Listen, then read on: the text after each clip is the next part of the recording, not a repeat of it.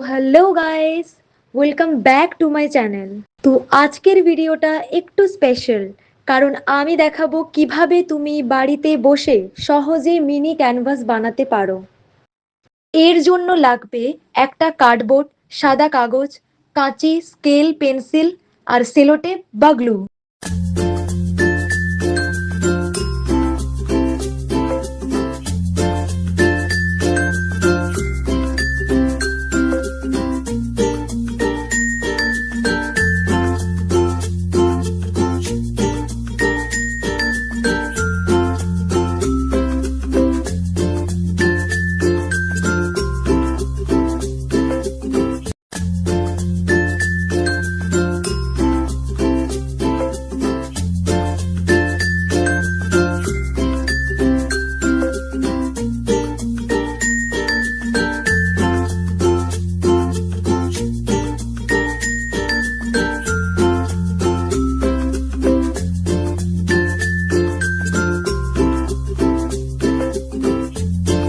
আর এই যে একদম রেডি নিজের হাতে বানানো মিনি ক্যানভাস।